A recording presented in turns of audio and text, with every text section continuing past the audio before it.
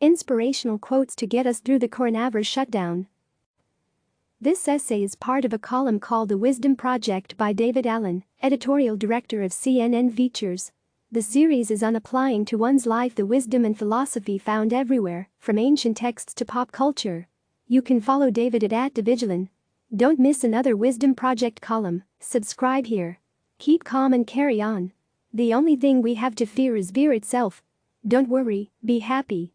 These are the kinds of pithy, inspiring phrases and quotes that, historically speaking, have the power to steady us through challenging times. War, depression, the 1980s. Call them mantras, maxims, or even memes. They get repeated and recycled over the years, sometimes over the millennia, because they contain powerful jolts of easily accessible truth, insight, and perspective. Aphorisms live because they contain human truth, Adam Gopnick wrote in the New Yorker magazine last summer, and reach across barriers of class and era. I've been collecting such fun-sized, self-contained wisdom for decades now. I started a list of found quotes on looseleaf sheets in high school, a notebook that is now more than 160 pages long. I have used them in my writing and consulted with them in personally difficult times, such as heartbreak, work stress, and the death of others. And I turn to them this week, as we all face new struggles, looking for wisdom from the past to help the present. Below are quotes I think speak to this time of coronavirus shutdowns and of health and economic fears.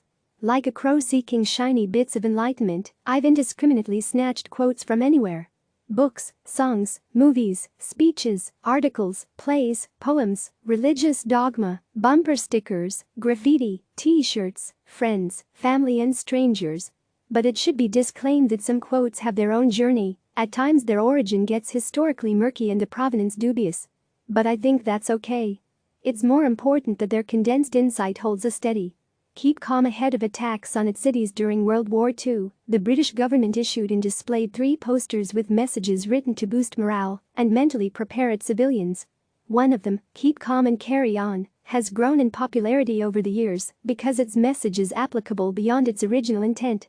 It's also poignant now that coronavirus is invoking comparisons to World War. Similarly, a line from President Franklin Roosevelt's 1933 inaugural address to a nation paralyzed in the economic fear of the Great Depression has endured its original meaning because "the only thing we have to fear is fear itself" speaks to the psychology of all panic. "A life lived in fear is a life half lived," declares a character in the 1992 Australian film Strictly Ballroom, the line attributed to the film's director and co-writer, Baz Luhrmann. Steven Spielberg's Bridge of Spies, written by Matt Charman and the Coen brothers, repeats variations of this wise exchange between characters. "Aren't you worried? Would that help? For what use is our fear right now? Worry is like a rocking chair. It gives you something to do but never gets you anywhere," wrote humorist Irma Bombeck. Now is the time for a more scientific and analytical approach, as the physicist Marie Curie said. "Nothing in life is to be feared, it is only to be understood." Now is the time to understand more, so that we may fear less. Be happy, or at least zen for anyone alive in 1988. Bobby McFerrin's "Don't Worry, Be Happy" has been stuck in their head ever since. There have been many happiness songs before and since Pharrell, The Partridge Family, but McFerrin's Grammy-winning tune has had the longest staying power because it's simple and directive. Personally, I prefer Bob Marley's "Don't Worry About a Thing, 'Cause Every Little Thing's Gonna Be Alright." Also directive, plus a call to appreciate the little things, like sunrises and bird song. "Things could always be better, but things could always be worse," is a line attributed to actress Marla Gibbs, of all people, famous for her role as a sassy but insightful housekeeper on the 1970s and 80s sitcom, The Jeffersons. I Heart Huckabees, the film co-written and directed by David O. Russell, which contains this Western Zen koan. "Nothing's okay. So it's okay." It reminds me of a level of acceptance I wrote down just after I heard comedian Eddie Izzard say it live on stage last year. I like to think of life as an adventure, like a roller coaster. It helps with the ups and downs. I equally like this framing by Fred Rogers.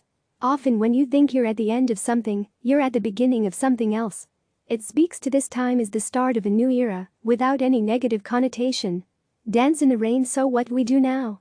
"Better to be busy than to be busy worrying," actress Angela Lansbury is quoted to have said. Because, author Vivian Green explained, life isn't about waiting for the storm to pass. It's about learning how to dance in the rain. Or as Sting sings, "When the world is running down, you make the best of what's still around." We need to make the best with what we have now, especially if the grocery store shelves are empty. You can't always get what you want, but if you try sometimes, you get what you need, sang the Rolling Stones. And what you need are the bare necessities, the simple bare necessities. Forget about your worries and your strife, the bare necessities of life will come to you, promises Bala the Bear in Disney's The Jungle Book. 200 years before coronavirus, the German writer Johann Wolfgang von Goethe had some poignant metaphorical advice to do your part in this pandemic when he wrote, "Let everyone sweep in front of his own door, and the whole world will be clean." Embrace that this time could have a positive impact on you. That which does not kill us makes us stronger, the aphoristic philosopher Friedrich Nietzsche famously said. And spiritual teacher Eckhart Tolle added that life will give you whatever experience is most helpful for the evolution of your consciousness. That evolution will likely lead you to look out for others in this critical time. I shall pass this way, but once, any good that I can do or any kindness I can show to any human being, let me do it now, wrote the Quaker missionary Etienne de Grelet. And whatever happens, we just need to endure. If you're going through hell, keep going, said the British Prime Minister Winston Churchill. Because as the days rack up, or the situation intensifies, more things may fall apart and further call on our resolve to power through. Which brings me to my favorite quote from a favorite novel, John Steinbeck's The Grapes of Wrath. Ma Jode gives the family this homespun pep talk when the car breaks down on the way to California. This here bearing went out. We didn't know it was goin', so we didn't worry none. Now she's out and we'll fix her. And by Christ that goes for the rest of it. The sun will rise, this too shall pass, is an old Persian saying that may have originated with the poet Rumi. Abraham Lincoln, something of an aphorist himself, was a fan of this line because it is true and appropriate in all times and situations, Lincoln said.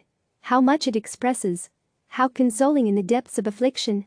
The impermanence and struggle were favorite themes of the Buddha's recorded sayings, including praise and blame, gain and loss, pleasure and sorrow come and go like the wind.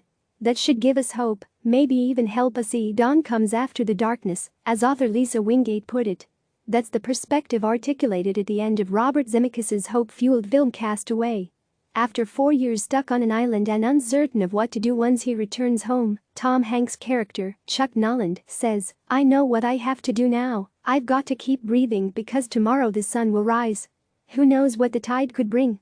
And in the end, I'm going to give the last word to that singer-sage John Lennon."